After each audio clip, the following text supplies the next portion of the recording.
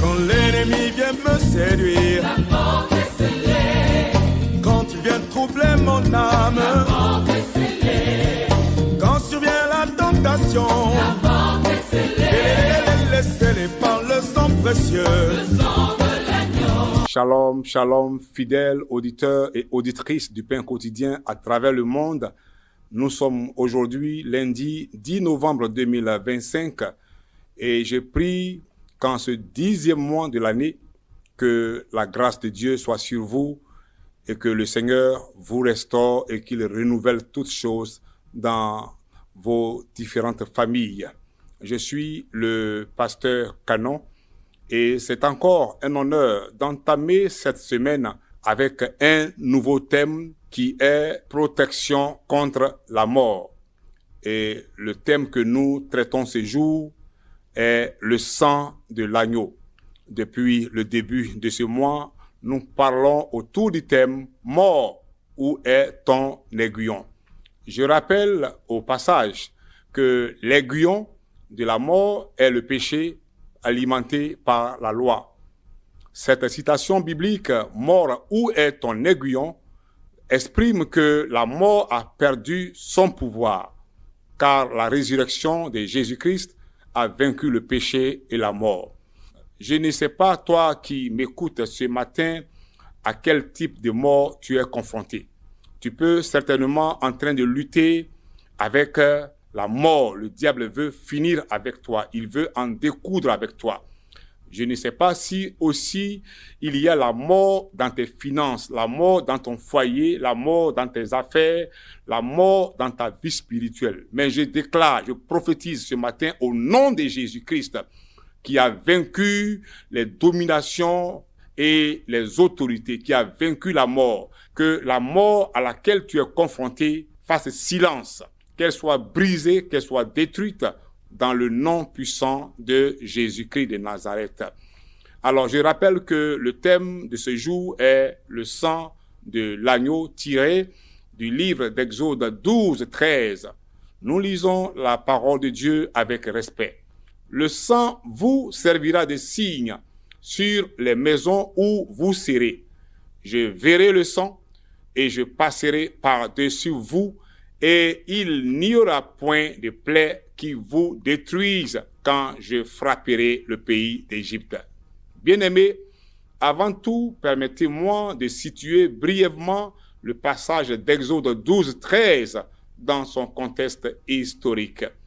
Nous le savons, à un moment donné, Dieu a mandaté Moïse d'aller en Égypte pour libérer le peuple d'Israël qui jonchait, qui croupissait sous le joug de l'esclavage auquel Pharaon l'a soumis avec son peuple.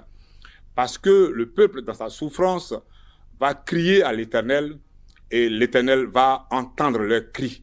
Et il va dire à Moïse que je t'ai fait Dieu sur Pharaon. Et là-bas, Dieu va déjà commencer à exercer son jugement sur Pharaon et sur toute l'Égypte à travers plusieurs plaies. Nous nous souvenons encore des plaies que Dieu a infligées à Pharaon et à l'Égypte. L'eau changée en sang, les grenouilles, les moustiques ou poux, les mouches, la peste du bétail, les furoncles ou des ulcères, des plaies, la grêle, les sauterelles, les ténèbres qui avaient envahi tout le pays. Mais malgré toutes ces plaies, Pharaon a toujours refusé de laisser partir Israël. Il a encore endurci son cœur. Bien qu'il souffrait, il a continué de résister à l'Éternel. C'est ainsi que Dieu va encore avertir Pharaon que si tu ne laisses pas partir mon peuple, je vais te frapper de la dernière plaie, qui sera la 10e. Elle sera fatale, elle sera destructrice. Et que les premiers-nés d'Égypte, à commencer par ton propre fils, jusqu'à celui de la servante au premier-né du bétail dans ton pays, vont mourir. Il y aura alors de grands cris dans tout le pays, a dit l'Éternel à Pharaon. Mais du côté des enfants d'Israël, Dieu a donné des instructions à Moïse pour leur montrer comment ils vont procéder, le plan qu'ils vont adopter pour que cette punition-là, ce jugement qu'il va exercer sur Pharaon et son peuple, il en soit épargné. Et c'est ce plan-là, ce moyen que Dieu va utiliser pour sauver son peuple Israël qui est aujourd'hui l'objet de notre méditation dans le livre d'Exode 12, verset 13. Nous lisons encore ce verset. Le sang vous servira de signe sur les maisons où vous serez. Je verrai le sang et je passerai par-dessus vous, et il n'y aura point de plaies qui vous détruisent quand je frapperai le pays d'Égypte. Dans Exode 12, du verset 1 au verset 12, nous avons vu que Dieu ordonne aux enfants d'Israël de sacrifier un agneau appelé agneau pascal, sans défaut pour chaque famille, de prendre le sang de cet agneau-là pour marquer le linteau et les poteaux de leur porte avec ce sang de cet agneau afin d'être protégés ou épargnés du jugement divin, de la plaie de mort qui frappera les Égyptiens. Notre Dieu est redoutable, bien-aimé. Il tient ses promesses. Il est dans sa parole. Il avait averti Pharaon en lui disant que s'il ne laissait pas partir son peuple, il allait le frapper de la 10e plaie, la plaie la plus fatale, un jugement divin. Et dans la nuit, il allait avoir des pleurs, des dégâts. Et comme Pharaon a endurci son cœur et il n'a pas laissé partir son peuple, alors Dieu va ordonner à son ange, appelé l'ange destructeur ou encore l'exterminateur, celui qui cause des dégâts, celui qui cause des deuils, de pouvoir passer à l'action. Et dans la nuit même, l'ange a commencé à frapper les fils premiers-nés. Le fils de Pharaon qui devrait lui succéder est mort.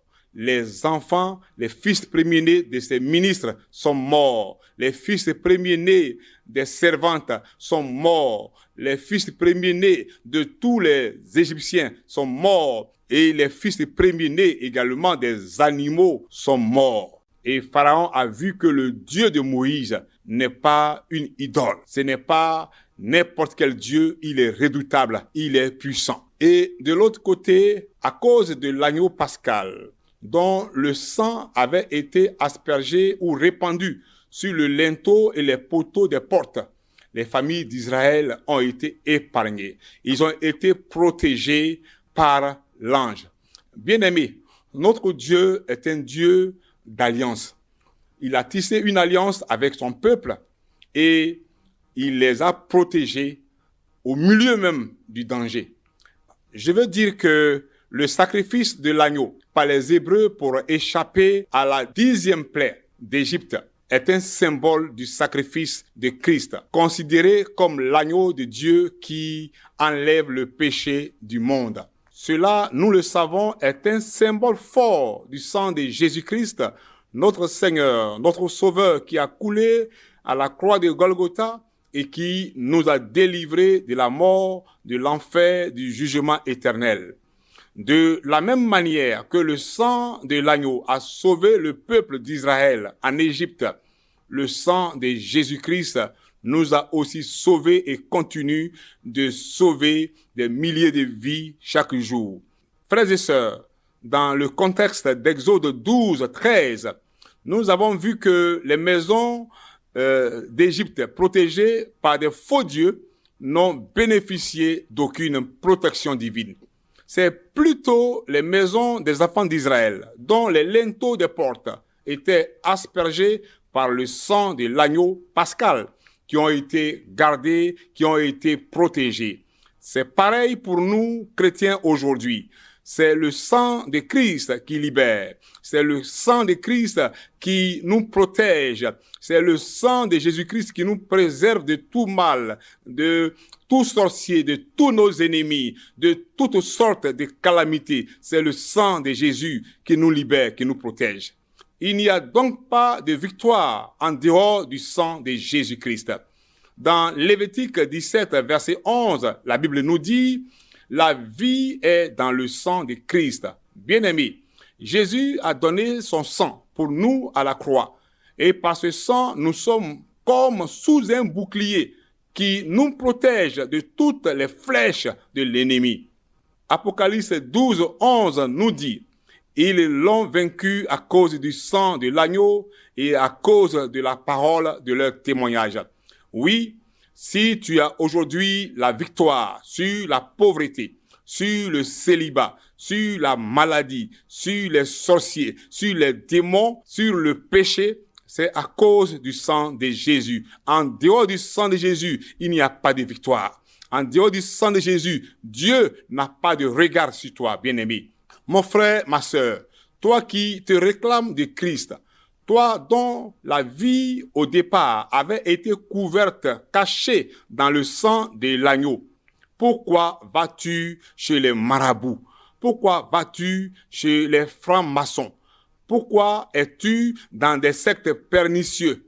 Pourquoi es-tu dans des péchés abominables? Sache que le sang de Jésus ne protège pas les désobéissants. Le sang de Christ ne protège pas ceux qui sont hors de la maison de Dieu. Parce que le péché sépare l'homme de Dieu et loin de Dieu, il n'y a pas de salut. Bien-aimé, si la protection du sang de Jésus est parfaite, elle ne concerne que les gens qui obéissent à Dieu, à Jésus, au Saint-Esprit.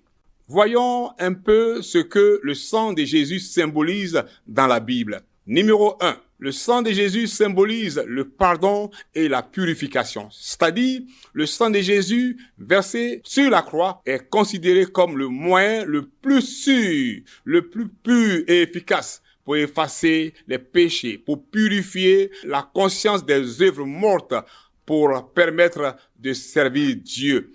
Numéro 2, le sang de Jésus symbolise la rédemption et la réconciliation.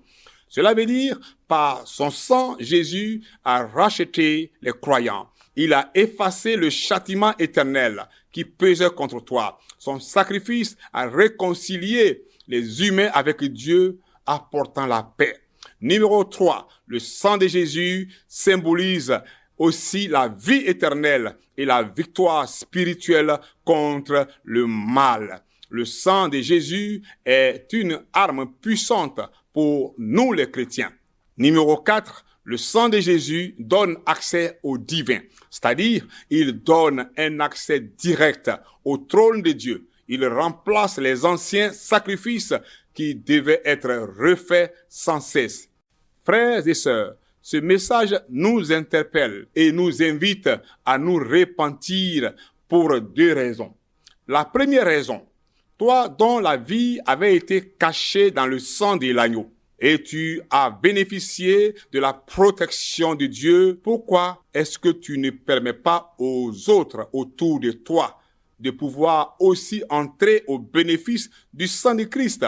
Pourquoi est-ce que tu tiens la vérité captive? Combien de fois on annonce à l'église que les samedis ou autres jours, il y a des programmes d'évangélisation? Pourquoi tu ne viens pas évangéliser pour permettre aux autres, à ceux qui n'ont pas encore connu Christ, que Jésus, par son sang, nous a pardonné. Par son sang, il nous a libérés. Par son sang, nous avons droit à la rédemption, à la vie éternelle. Permettre aux autres d'être sauvés. La deuxième raison pour laquelle tu dois te repentir, mon frère, ma sœur, tu as bénéficié du sang de Jésus qui t'a couvert, qui t'a protégé, et tu as laissé le Seigneur pour aller chez les marabouts, chez les francs-maçons, dans les sectes pernicieux. Tu as commencé à t'adonner à des péchés abominables. Alors, répands-toi. Seigneur, je prie pour un frère, je prie pour une sœur qui a bénéficié de l'œuvre propitiatoire, expiatoire que tu as accomplie à la croix, qui lui a donné d'être sauvé, d'être appelé enfant de Dieu, d'avoir droit à la vie éternelle, qui a été racheté, mais qui s'est tourné vers les marabouts, qui s'est tourné vers les sectes pernicieux, qui s'est tourné vers les francs-maçons, qui vit dans des péchés bizarres. Seigneur, pardonne. Donne à mon frère, à ma sœur, la force, Jésus, de revenir à toi, de se réconcilier avec toi et d'être de nouveau sous ta couverture, sous ton sang, parce que c'est ton sang seul qui nous libère et qui nous donne accès à Dieu et qui nous donne, Seigneur, d'être sauvés.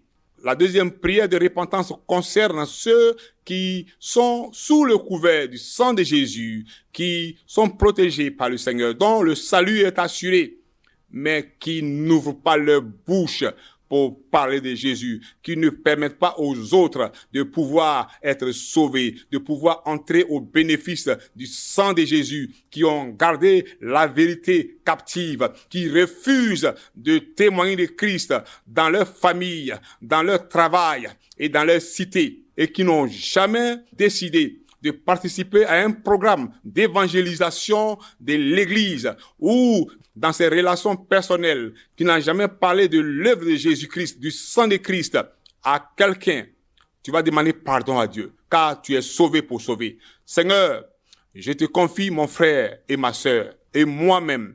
Toutes les fois, nous nous sommes tus. Toutes les fois, nous voyons autour de nous des gens en train de mourir dans le péché. Toutes les fois, dans nos familles, nous n'avons pas pu avoir le courage, Seigneur, de témoigner de toi. Afin de sauver des vies, nous te demandons pardon, Seigneur. Viens au secours de notre léthargie. Viens au secours de notre paresse. Viens au secours de notre ingratitude. Viens au secours de notre infidélité, Seigneur. Aide-nous, remplis-nous de ton esprit, afin que nous puissions, Jésus, à partir d'aujourd'hui, oh Papa, prendre à cœur de témoigner de toi, afin de sauver des vies, afin de permettre aux uns et aux autres d'avoir la victoire sur la mort, car c'est ton sang qui donne la victoire sur la mort. Sur ces deux sujets de prière, si tu t'es repenti sincèrement, sache que le Seigneur t'a pardonné. Si tu reviens à ton premier amour, si tu reviens à lui, le Seigneur te promet que son sang va continuer de te couvrir. Son sang va continuer de te protéger et que l'aiguillon de la mort ne pourra rien contre toi parce que le Seigneur l'a déjà crucifié à la croix. Sois béni, bon début de semaine, bon mois de novembre, bénédiction. Le sang